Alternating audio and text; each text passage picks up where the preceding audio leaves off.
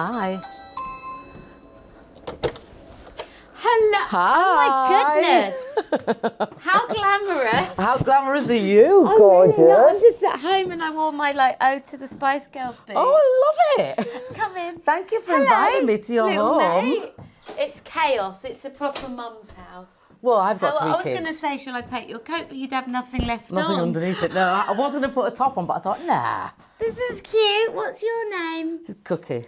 Hi, Cookie. Comes everywhere with me because we came down from Leeds Emotional today. support animal. That's what I say. Yeah. Even though she shakes more than I do. I think you're my emotional support animal. What? Come in.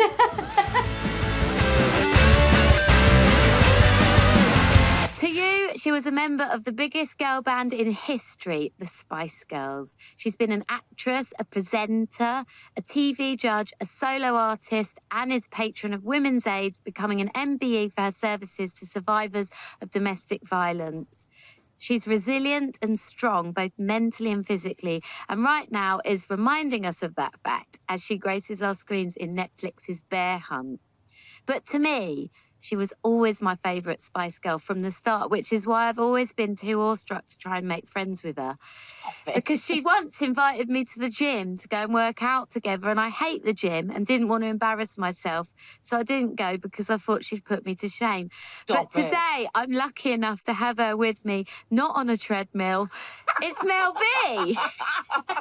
And I'm happy to be here in your lovely home. I love it. I know, and actually, I think you're one of the very few people who keeps me entertained because we're both ADHD. I was just saying that in the car. I was saying that in the car. I'm like, I don't know how this is going to go because Paloma's going to start talking and then I'm going to start talking and it's all going to be That's anyway. what this podcast is about. There you go. So it's good.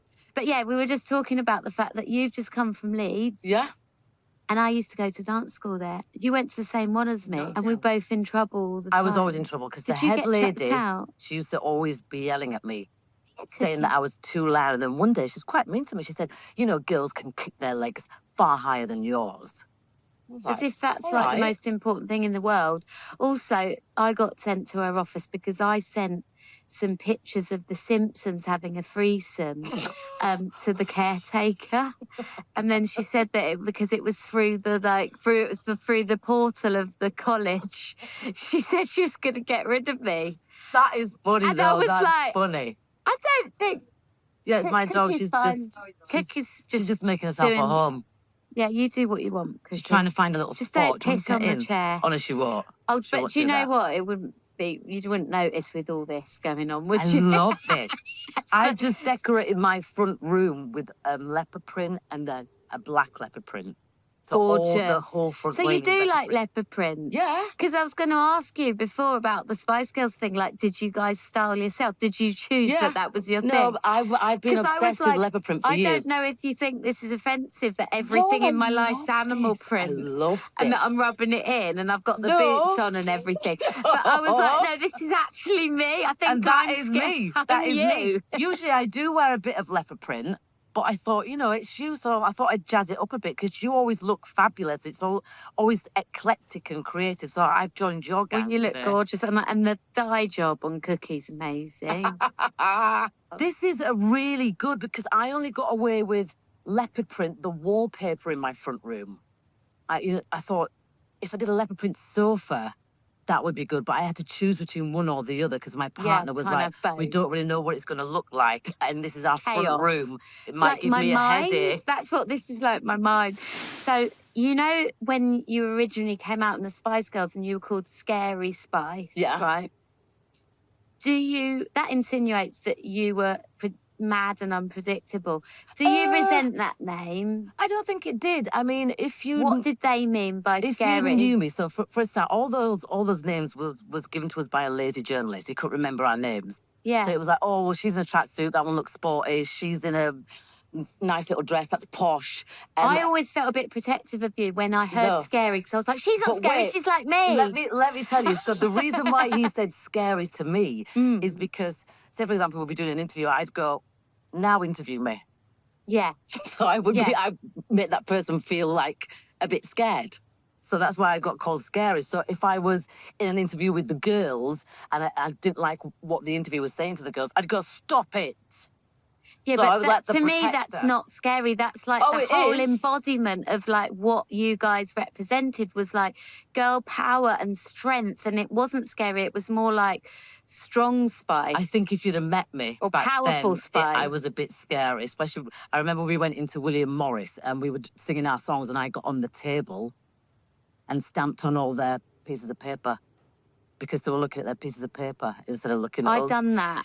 See, I've been. So you're scary too. I'm scary. That's why I was like, stop calling us scary. I'm not scary. No, but the thing is, I think to the normal, I mean, what is normal? To the normal person, that can be quite intimidating or a bit scary. No, So that's why I got it. I mean, a lot of people, some people even say, oh, she's called scary because she's mixed race or she's... Or it's a racial slur. Yeah, or she wears animal print. I've been wearing animal print since I was 12. You were born in it. Yeah, from when I used to watch Coronation Street, I saw Bette Lynch behind the bar with a leopard print bustier. I said to my mum, when I get older, that's all I'm going to wear. And that is all I wear. In Do you fact, think that is all I wear. Sexy. Tell me about a time that you've been mad. Because we say mad, like there was a lot of madness around the Spice Girls. Like it was a proper hysteria. Like people would run after your cars. People would like be going like, oh my God, oh my God. Like I've never had that in my Yes, you position. have. No, I haven't. Yeah. It's when different. I got told about this, I went, Paloma, I love her. Well, I'll have you. but you've had like hordes and hordes. You've had like the proper idea of what it is to be a pop star, which I guess is mad. Like if we're talking about madness, like the hysteria of it. I think if you're a solo artist, you would feel the madness because there's 5 of us. You don't take that All on personally. board. And, you know, the eye of our storm is really calm. You've got 5 girls from all different walks of life that are writing their own music. You know, I was doing all the choreography, dressing how they wanted to dress. So for us, we were just having a right laugh. It didn't feel like mad. And then, you know, when the fans would scream and stuff, you don't take it like, oh my God, we're famous. It's like, oh God, look at what we're doing. It's all girl power. It's not like we're talking about tits and ass. No. We're talking about something that is fundamentally supporting and giving like power to women. And it did, and we're all just so grateful for it. So good. We are. Like you contributed so much to culture. Like when you said that you would come on this, I was just like, there's nobody better. Oh, like, God. just honestly. And then I turn up late, but I did No, drive but 5.5 you're hours allowed from because Leeds. you're And I'm sitting on one of my favourite prints You're right better here than with Beyonce. you. With you. You're better than Beyonce for me. Stop it. And these are great. Where'd you get these from? These are my Spice Girls homage boots. They're I great. just love the trashy websites, that's why. Yeah, do you know what? So we used to perform in these. But there were buffaloes. Yeah. So they were like the ankle boots. And I did try a pair of them on the other day because You're I've like, moved. I can't do it. Well, I've moved into this farm. Never thought I'd be able to buy my own house, considering what I went through. But that's another story. We're coming back to that. So I was going through all my Spice stuff because, you know, some stuff comes back into fashion. And I dressed myself and I really liked it. So I found out some vintagey leopard print stuff. And I was like, oh, let me just see if these leopard print buffalo shoes would fit. And I walked down my hallway and I was like, how did I do that? I was on stage running. Still, 4 months pregnant, running in them. that's mad. That is mad, see? But also, it's like, do you think motherhood's a kind of madness? Oh, in I a think way? everybody goes mad when Yeah. they become a mum. 100%. And you have that knowing thing, don't you, when you become a parent, where that mothers have with each other, where Yeah. you know that you've been to that level of insanity. And that pain And that that worry sadness. and that guilt and Yeah. all that stuff. But you know what? Talking about motherhood, I've never been invited to those motherhood groups. I think because my first introduction to motherhood, I was single parent. So But also, nobody I wanted think me to back when be you invited. did it, the heyday of that, like it wasn't. You were one of the first people that would be like that would just be like, yeah, I've got a kid. Yeah, well, But Nina Cherry did. openly- Remember Nina Cherry? Yeah, yeah. Hello, But big it was bum. very rare, and Yeah. then now I think pretty much everyone just does it, or they go on pregnant and But stuff. then when you get Back then, pregnant, it then you get wasn't- invited for like coffee and you drop your kids I didn't off. have that either. And you know, you go to Starbucks. I never got invited. No, me neither. Yeah. And I felt quite lonely about it. Yeah, I think. didn't like that. I thought, what's wrong with me? Is it because I'm a single parent? Or, well, I'm not going to steal your husbands. No, thank you. Yeah, you can keep them. They're all useless. Exactly.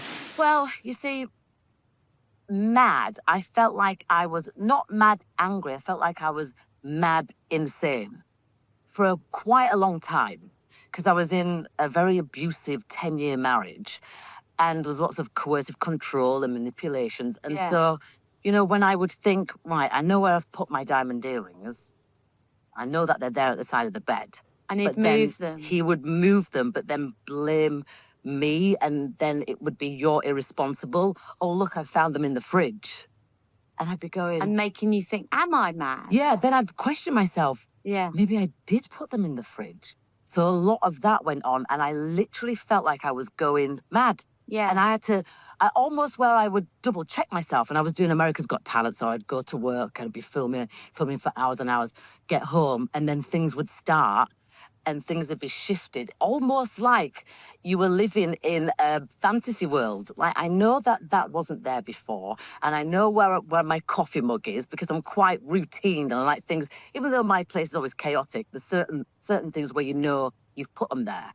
So it was really mind-boggling. So I had to, especially when I left that 10-year relationship, I had to really like learn how to trust my own instincts, because there's so much self-doubt, because for God knows how long, 10 years, you've been made to feel whatever you thought was completely the opposite.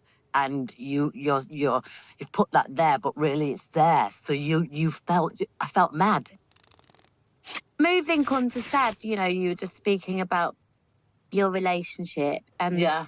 I think it is a really sad thing. And you've obviously done so much work around that and been Domestic awarded abuse, an stuff MBE about it. And actually, I think it's really important. Like I grew up in a household with, well, I didn't grow up actually. My mum took me out of one, but Right. I spoke to her about how we were going to speak about this. What I think that the thing that's quite important when speaking about that is that people often say, who've not been in that situation, Why didn't you just leave? Why didn't you just That's leave? always the first thing. Yeah. And I laugh about it, but it is and a it's question because that does they've not make sense. experienced it, have they? They Yeah, haven't experienced. no. So when you talk about the dripping tap of abuse, just as a metaphor for that bigger picture, it's like it's in your psyche, isn't it? You don't wake up one morning and go, right, I'm going to have a relationship for an abuser. Let me go and find one. Yeah. No, but abusers, they find you.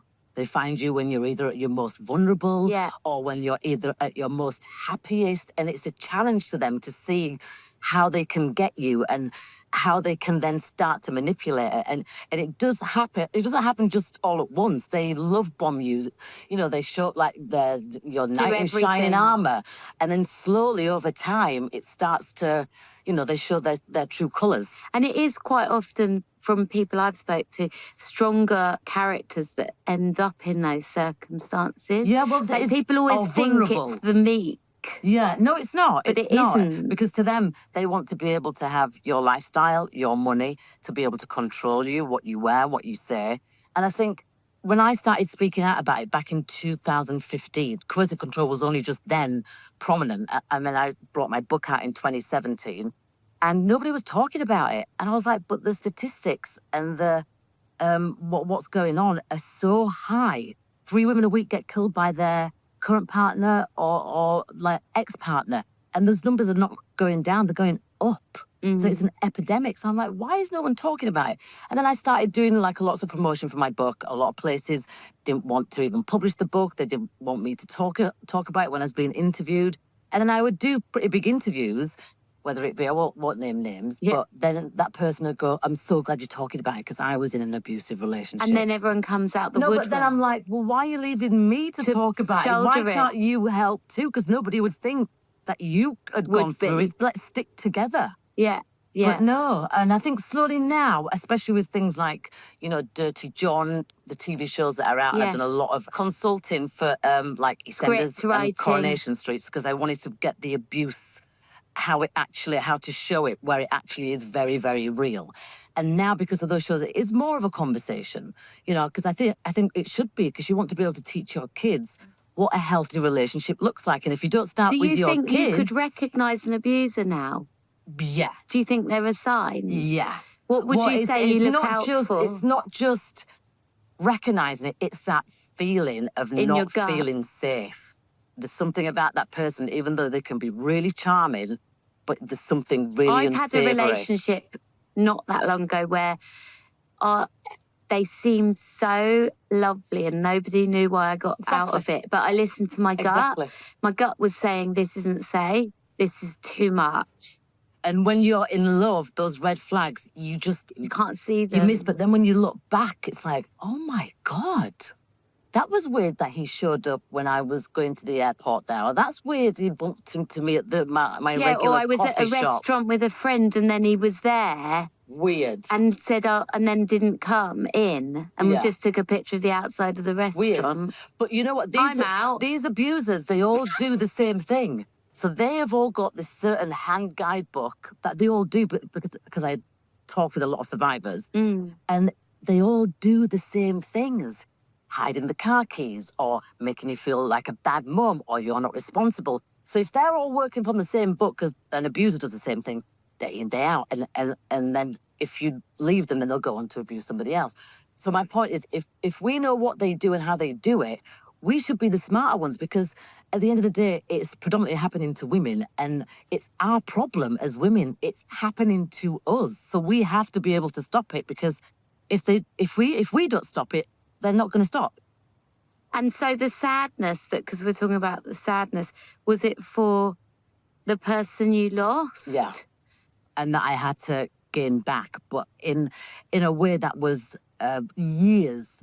God, because I've been out of that relationship now for 8 years. I would just say it took me, and I did go mad when I left also, because you just think, how did this happen to me 10 years later? I go, the sadness was I had to build myself back up, and I was like, that's so sad that me as a person, that happened to me. Because you were stripped of all your money, you didn't have a place to live, I had to live with my mum. Because sometimes people say, oh, it's easier to get out of an abusive relationship if you have a career, because, you know, like harder if you're dependent on the man. But all abusers will strip you of that, whether you've got one or not. And they'll blackmail you, and you'll feel like you can't come back. Yeah. I mean, I went back 6 or 7 times, because where was I going to go?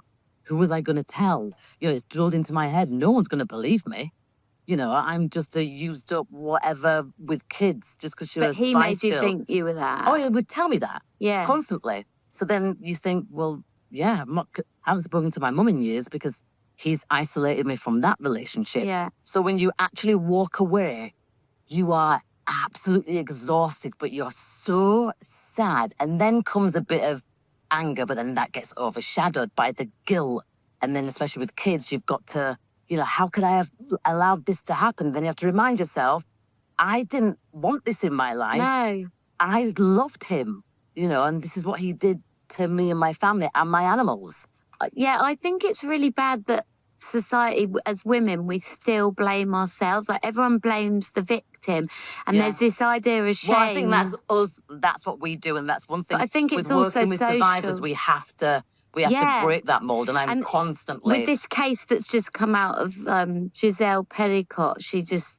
Her husband drugged and raped her. Yeah, but, he got his friends. Yeah, and hundreds of people. And with that whole case coming out, I love what she's done, where she said, I'm not going to be the ashamed one. The perpetrator should be ashamed. Yeah. And when you're in the thick of it, you can't do that. But even now, I still get bouts of, like, doubt and shame and guilt. That doesn't ever go away. You just have to know how to quieten that voice and work on the tools to remind yourself that actually you should be the one to be ashamed of yourself, and you're still doing it. But that takes time, and that is a journey that I'm going to have to go on for the rest of my life. Because I can't unsee what I've seen. I can't undo what's been done to me. I've got the scars and everything to prove it, so... I'm sad for you. I just think it's awful that happened to you. It is, and it shouldn't happen to anybody, but that's the reality of life. Life is shit sometimes, but at least I'm using the crap, sad shitness that's happened to me To turn it raise into awareness, positive. to enforce my kids that you don't want to go through what we went through.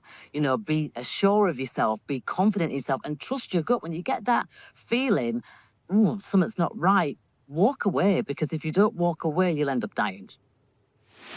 Congratulations on your engagement. Oh, thank you. That shows, though, that you can There not are give nice up hope. people. That's Yeah. one thing. When you're in the midst of trying to piece your life back together, you think, I've just lived a horror nightmare. Are there any good people in the world? Because I fell in love with this person. I thought he genuinely was a kind, caring man. And then you think, well, maybe everybody's a bit like that. You don't have you any don't sense trust. of anything. Yeah. Yeah. But yeah, my partner I've known since I was young, and he knew my dad really, really well. So it's nice to be with somebody that's from my neck of the woods, knew my dad before he died, and it just feels like home. And I never wanted that feeling, because I didn't think it would ever exist again, because I thought I was in love, and look what happened to me for 10 years. So I wasn't planning on any of that. If anything, I was very anti a relationship. I've got my vibrators. I know how to take care of myself. Thank you very much. So I was like, that's the last thing. I'm trying to repair myself and repair all these broken relationships with my mum and my sister, and make sure my kids are okay. That's my priority, and it still is my priority. It's just he was always there. He wasn't giving up. I was speaking about it with a friend the other day, how interesting it is that when you're younger, what you think you want is very different to when you arrive at, like, after a bit of life experience, single mum, because I'm a single mum now as well. And it's like what I gravitate towards and what I like is definitely not what I would have gone for in my 20s. Yeah. And actually it's more simple, and it's calmer, and it's kinder, and you know. Yeah, that's like me, because you know, people think, oh, Spice Girls, scared Spice, but you're out partying all the time and doing this. I'm like, you should see me on my day off. I'm in a onesie, leopard print onesie. With the chicken on your lap. Yeah, no, but then I go up to the field, and I spend all day with my chickens and my goats, and I've got this little shed that I've got Union Jack and leopard print in from Tor, and I just sit there and I just stare at my animals and just be by myself, and I love it. Yeah, it seems therapeutic. There's always been a bit of that in me, because I like the silence and the stillness, because when I'm out and about, I'm like this. So you can't be like this all the time. With ADHD, you get overwhelmed and you burn need to chill out. You need some space sometimes. Completely. But wait, what did we start talking about? And then we got onto that. That's your fault. Sorry. Two ADHD people walk into a bar. Don't leave till the following Sunday. Where are we going? We're talking about how when you're older, you've had a bit of experience, what you look for in a relationship is very different to what. Yeah, but I had a point there, what I wanted to pick up with you, because my kids, they find it really strange that I always say to them, I want you to fall in love and get your heart broken as soon as possible. And my kids are like, well, why? I said, because that's when you actually start maturing and becoming the woman or the person that you're meant to be, because nobody can get over that first love, that first heartbreak, no matter what your friends say, no matter what your mum and dad says. You have to just get over it. And I remember when my first love, I experienced that heartbreak. It felt like eternity. I thought, my life can't go on. I love him. And then one day I was fine. And then I started to understand myself, what makes me sad and mad and happy, because you start to learn about yourself. So heartbreak is on the menu for everyone to learn about themselves. But a good heartbreak, not an abusive one. No, we don't want abusers. And if anybody has been affected, we're going to put a link in the bio to Women's Aid, who you're patron of, patron of. Yeah. So that would be great. So I've got, they're moving me on, because I've actually got a rehearsal for a gig that I'm doing tonight, and I don't know what the hell I'm doing. Oh my God, we should be talking. I know, but you should be I wanted to talk to you so much. I'm at the Albert Hall tonight. So, just at the Albert Hall tonight. Jesus. So, if I wasn't doing please, I wanted to come. You can if you want. How many nights are you doing one night? Just one night. Tell me quickly about your new show. It's Bear Hunt. Yeah, do you love it? I mean, I love anything Bear Grylls does. You know, I've done his show many times before. And you're really physical, aren't you? Well, I'm just a bit hyperactive, and I don't like to not win. I don't like to lose, but I like to just give it my all, you know, put everything into it. Can't So when he wait to told me see about you the on it. show, I was like, oh, that sounds really interesting. I didn't actually realize that you have to really focus and actually take in the rules and understand everything. Rules are awful. Because my brain goes scattering. By the time they get to rule 6, You've I've forgotten what the rule rules 1 are. is. So but Yeah. that actually worked to my advantage because the first challenge, so you go in this bear pit, right? You've got an hour to try and get tools and equipment and get out. Well, I forgot the rules, went completely the wrong way, and then he's hunting you.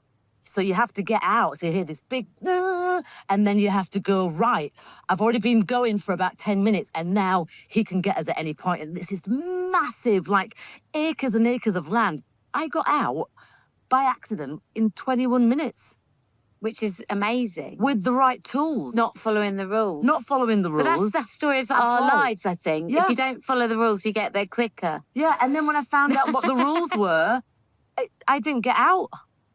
Yeah, He caught they're me. rubbish. He caught me. Right, on to the podcast.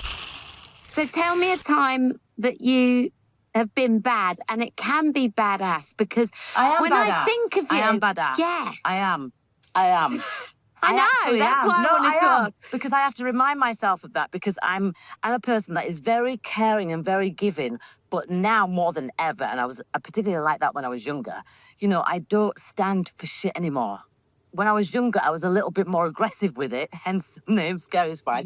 But I now know how to just calm it down, but I say it in a nicer kind of way.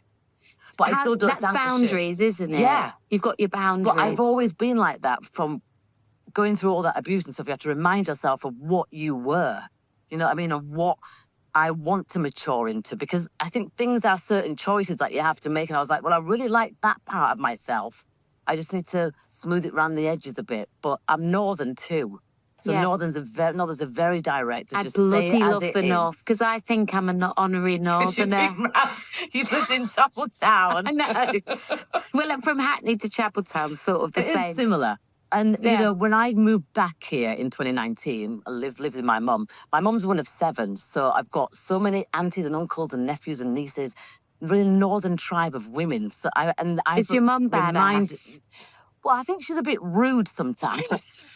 Because I put my leather brick wallpaper up and she went, oh, that looks horrible. You've closed the room right off. And then I put the black leather brick, oh, it looks better now. But I mean, God, I'm like, God, all right, Mum, thank you very much. You know, when they call don't do when that. they say like they brand you a bad girl and they're like, oh, she always breaks the rules or whatever. Do you think? Because I get that as well. Do you think it's just ADHD and it's not really a rule break? No, I think rules. Well, for a start, rules are there to be broken. But if a rule Yeah. doesn't make sense, then I'm not going to go with that rule. As No. long as the rule makes me feel okay, I'm not hurting anybody, then I'll do it. How But do you feel why about not? authority? If someone tells you don't do this, does it make you want to do it? It depends what it is. Well, like, say for More example, often than not, I would want to do it, but it depends because they said no. But now Yeah, same. I'm a bit more mature. Really? What's gonna that be. like? I don't know. I don't Well, I know. keep on getting reminded I'm going to be 50 next year, so I better start at some point, Can't haven't I? believe it. I think just the eternal child thing's the best. That's what I'm like, and I've always been like that. For example, so I've got this farm, so I've got a few things that need to get done. And I've got this thing, and I've always had it with my family, that when somebody comes out the toilet, you go, boo, and you scare them. It's childish, I know, and it's silly, but I always do it. So the lady that's been helping me with the house, she's a bit jumpy. I think she's just a bit scared of my protection jobs, but they're outside in the kennel. So I thought it was Julie coming out of the toilet, so I've gone, and I filmed it, and I went, boo. It was one of the builders, and he grabbed his heart, and he had to sit down. So we had to get him some water, and I thought, I need to grow up. I've got to stop doing this. I don't think you should ever grow But up. I did it again. To a different builder. Can't stop doing it. I think that internal child, it's so mean. Like, kids remind me of that too. It's that no boundaries and it's all carefree. Do you think you and it's ever did, when lovely. you were raising your kids, did you ever put them into that black and white thing of like, be good or that was No, bad? No. And even now, my 17-year-old, he's like, oh, I want to get, was it Extinction? Is it Extinction? A game. No, I want to get Not a merit, but a... Oh, distinction. Extinction means you never exist again. No, not that. I got part of the word right. That's what I do all the time. So he wanted to get that, but he got a merit. And he was really angry at himself. And I said, That's good enough. It's not life or death. Yeah. You know what I mean? Carry on. Yeah, because no one really asks you in the end with results, do they? What Well, you I got. didn't finish school, so, And know. you did fine. Well, I did fine. It's like Better the than GCSEs. fine. Oh, sorry. But then I did go back to school and I got an honorary doctorate. Yeah, amazing. Have you ever done anything that you think was quite bad that you regret doing? No. You don't regret anything? I'm sure to other people it would be bad, but I think regrets are stupid. Tell me why. Because at the end of the day, you've done it. You can't take it back. But then I guess going forward, you just try not to do it again? Well, maybe you do it again, but in a different way, or with a smile, or say, I'm sorry at the end of it. If you're, as long as you're not hurting, deliberately causing somebody physical and emotional pain, maybe just warn them next time. Just be like, I might hurt you. I might offend you. I don't think I'm a bad person. I don't think you're a bad person. I don't either. So if you have done something in somebody else's eyes that's bad, I just think as women, we often feel bad about stuff. Oh, fuck that, no. I'm so glad, because this is inspiring for me. Because I've spent so long in that world feeling bad. And you've gone from that. Yeah. And you have to remind yourself, when you're a kid, you know, Do you sleep well now? Oh, yeah. I think it's the feeling bad that stops you sleeping well. Well, you have to turn your brain off. You have to do NSDR. Stop laying there thinking, oh, what do you do? Non-sleep deep rest, NSDR. Because I like facts. I like things. Because when I came out of my abuse, I know part of my brain would have been rewired and it would have been triggering trauma. That's why I did a trauma-informed course at Leeds University and I passed.